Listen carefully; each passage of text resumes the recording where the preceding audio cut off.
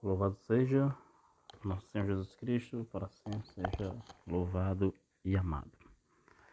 Bem, não é a primeira vez que me fizeram uma pergunta e coincidentemente me fizeram essa pergunta hoje, então resolvi gravar, né?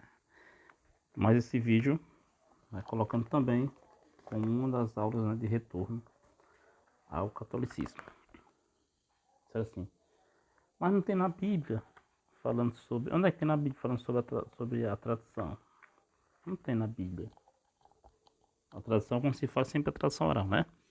Que nós também temos a tradição escrita e que é a Sagrada Escritura. Aí disseram que não tem sobre a tradição oral. Será que é verdade? Bem, existe só uma única passagem que é necessária, clara e objetiva para provar que realmente existe sim a tradição oral. E ela é válida e é necessária para a salvação. Mas eu vou usar outras passagens para deixar mais claro ainda, tá? Então a passagem mais clara que tem é 2 Tessalonicenses, capítulo 2, versículo 15. Lembrando que eu estou utilizando uma versão da Bíblia protestante, né? Então, para mostrar que mesmo usando a versão protestante, nós temos a tradição oral dentro da Sagrada Escritura, né? 2 Tessalonicenses, capítulo 2, versículo 15, diz assim, ó. Então, irmãos, estáis firmes e retende as tradições que vos foram ensinadas. Mas que tradições? Qual tipo de tradição? Como é que ela foi ensinada? Como é que elas foram ensinadas? Seja por palavra, seja por epístola nossa. Opa, o que é epístola nossa? Epístola nossa é a parte escrita. Justamente a carta de 1 Tessalonicenses é uma tradição escrita, epístola. Então, qual é a tradição ensinada por palavra? A tradição oral. Pronto, essa passagem, Paulo pede que se observe os ensinamentos que foi por ele transmitido, por ele e para os outros, né? Que foi transmitido por palavras orais e escritas. Pronto, essa passagem é clara. Mais claro do que isso, não tem, né? Mas, vamos também aqui ver 2 Tessalonicenses, capítulo 3, versículo 6. Paulo ainda faz assim, ó. Depois vocês podem ler o contexto inteiro, né? Que vem antes, tá? Diz assim: mandamos-vos, porém, irmãos, em nome de nosso Senhor Jesus Cristo, que vos aparteis, ou seja, vos afaste de todo irmão que anda desordenadamente e não segundo a tradição que de nós recebeu. Opa, então, se esse irmão não anda de acordo com a tradição que recebeu dos apóstolos, se afasta. Que tradição é essa?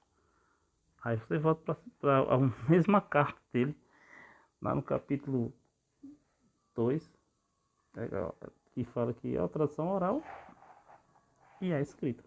Então se afasta. Tipo, se o seu irmão, né, protestante, por exemplo, é isso que está dizendo aqui. Não acredita na tradição oral, se afasta. É isso que ele está falando em outras palavras, tá? Esse é um exemplo.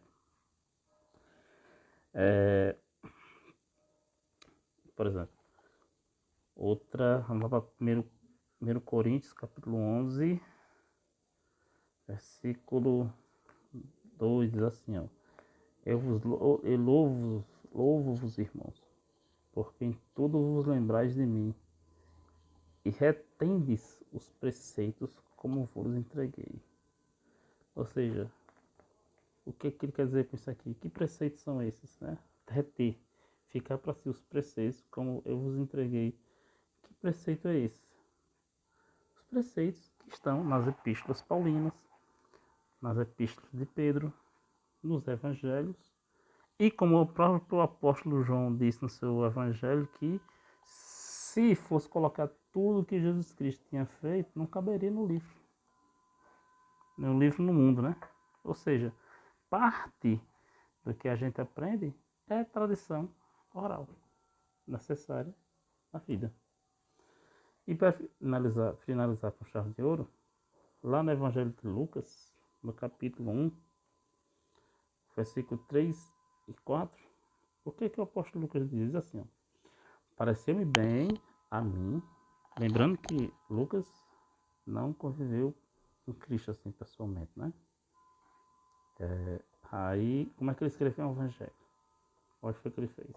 Pareceu-me também a mim, vamos terminar aqui, conveniente escrevê-los a ti, ó excelentíssimo Teófilo, por sua ordem, ou seja, em ordem cronológica, havendo-me já informado minuciosamente de tudo desde o princípio, para que conheçais a certeza das coisas que já estáis informado. Ou seja, ele foi atrás de saber da história de Cristo para poder escrever no seu livro, de forma bem minuciosa. Tanto é que tem passagens que só tem lá, não tem outro evangelho. Tá? Outra coisa, os primeiros cartas dos evangelhos começaram a sair mais ou menos no ano 60, por ano 65, depois de Cristo. Vamos supor que ele morreu no ano 33, né? Se você colocar no ordem cronológico bem nascendo colocando no ano zero. E esses 30 anos de diferença, como é que o evangelho cresceu? Como foi que o evangelho cresceu? Foi na tradição oral, foi boca a boca. Tá? Foi passando de boca a boca. Depois foi necessário escrever para que nada se perdesse. Né? Não para que nada se perdesse, mas também para confirmar em todas as comunidades. Que também ia crescer em todo mundo. Tá certo? Então, sim, a tradição oral, ela é bíblica, está aqui. Ela por si só é suficiente, ela nasceu antes da tradição escrita, que é a Sagrada Escritura. Louvado seja nosso Senhor Jesus Cristo, para sempre seja louvado e amado.